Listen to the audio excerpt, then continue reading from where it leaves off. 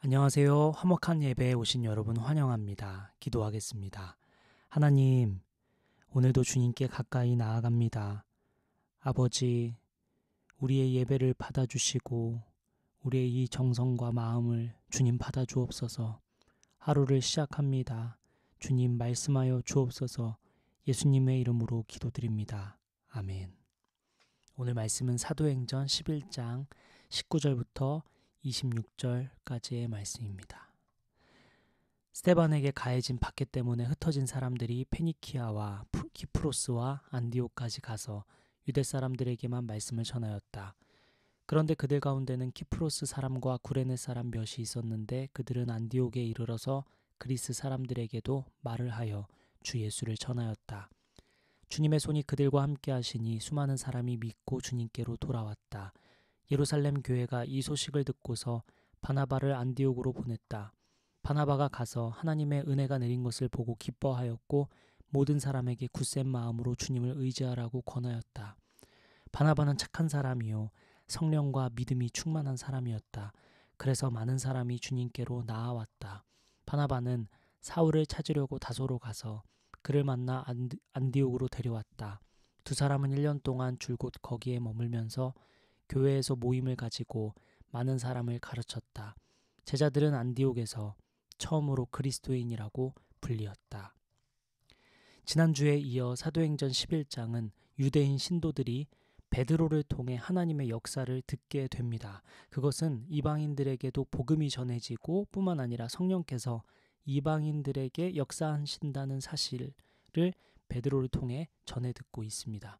이 장면 이후에 오늘 본문 말씀이 이어지는데요. 오늘 본문 19절을 보면 스데반에게 가해진 박해 때문에 사람들이 흩어져서 말씀을 전했다고 합니다. 스데반의 박해 때문에 흩어졌다고 했어요. 이렇게 보면 스데반은 살아있을 때도 사람들에게 하나님에게 사랑받고 쓰임받는 사람이었는데 오늘 본문을 보니까 하나님은 스데반의 죽음을 통해서도 일을 하시는 것을 볼 수 있습니다. 여러분은 어떤 죽음을 꿈꾸고 있습니까? 여러분의 마지막의 모습은 어떻기를 원하십니까? 보통 사람들은 죽기 전까지 누릴 수 있는 것은 다 누리고 죽고 싶어 하죠. 죽기 전까지 내가 계획한 대로, 내가 꿈꾸는 대로 살다가 죽고 싶어 합니다. 그런데 이렇게 죽으면 죽기 전 나에게는 의미가 있을지 모르지만 우리의 죽음을 통해 타인에게 주는 메시지는 결국 나뿐이죠. 그런데 스데반을 봅시다. 하나님은 그의 죽음을 통해서도 일하십니다. 하루를 시작하며 우리 주님께 기도할 때 이 기도해보면 좋을 것 같아요. 살아있을 때뿐 아니라 주님, 우리가 죽음을 통해서도 하나님께서 선한 일을 이루시기를 기도합니다. 이렇게 기도하며 하루를 보냈으면 좋겠습니다. 다시 오늘 보면 19절을 보면 스데반에게 가해진 박해 때문에 흩어진 사람들은 다른 지역에 가서 말씀을 전하게 되는데 유대 사람들에게만 말씀을 전했다고 하죠. 근데 오늘 본문 20절을 보니까 그 복음을 듣는 사람들 중 그리스 사람들도 있었다고 합니다. 여기서 그리스 사람들은 그리스 말을 하는 유대 사람들을 뜻하는데 즉 한국 사람이 해외에 가서 한국 사람에게 복음을 전하고 있는데 그 중에는 미국에 정착해 살아가는 재미교포도 있었다는 의미죠. 좀 쉽게 말하면 사실상 이방인들에게도 복음을 전하게 됐다는 의미로 해석할 수 있겠습니다. 자, 그랬더니 놀라운 일이 일어나요. 오늘 본문 21절을 보겠습니다. 주님의 손이 그들과 함께 하시니 수많은 사람이 믿고 주님께로 돌아왔다. 주님의 손이 함께 하시니 수많은 사람들이 믿게 되었고 주님께로 돌아왔다고 합니다. 주님의 손이 함께 하심으로 믿음이 생기고 주님께 돌아왔다고 합니다. 사랑하는 여러분, 오늘 하루 기도할 때 이렇게 기도합시다. 주님, 저에게 믿음이 없습니다. 주님, 주님의 손으로 저의 마음을 어루만져 주시옵소서. 주님의 손으로 저의 생각을 새롭게 하여 주시옵소서. 주님의 손으로 저를 안아 주시옵소서. 주님의 손으로 오늘 저를 보호하여 주시옵소서. 주님의 손을 구하며 나아갑시다.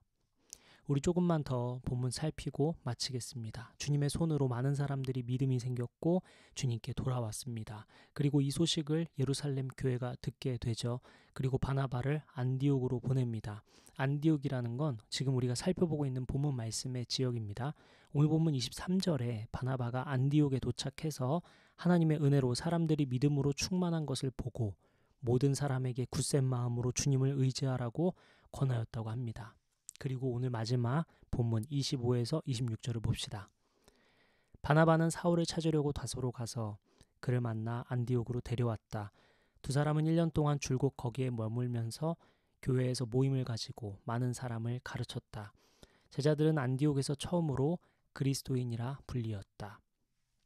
바나바는 사울을 안디옥에서 1년 동안 머물면서 바나바와 사울은 안디옥에서 1년 동안 머물면서 모이기를 힘썼고 그 모임 안에서 배움이 일어났다고 합니다. 그리고 제자들은 처음으로 그리스도인이라고 불렸다고 하죠. 그리스도라는 말은 기름 부음 받은 자라는 뜻이죠.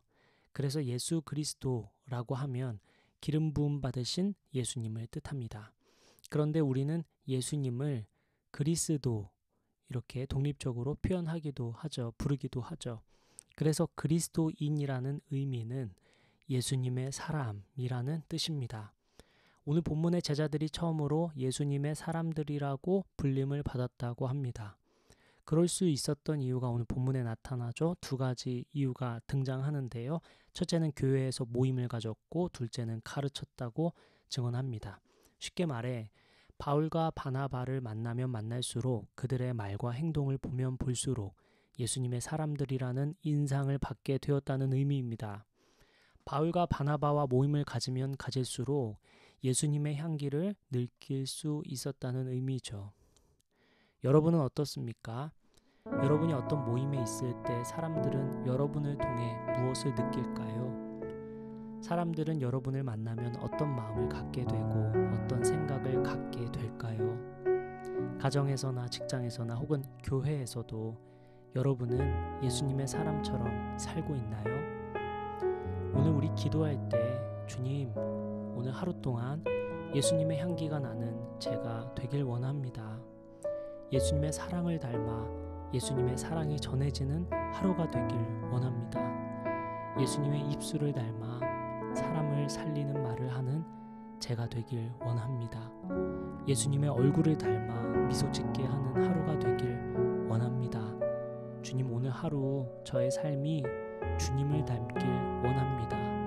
성령께서 주인 되셔서 복된 길로 인도하여 주시옵소서. 우리 함께 이렇게 기도하며 나아갑시다.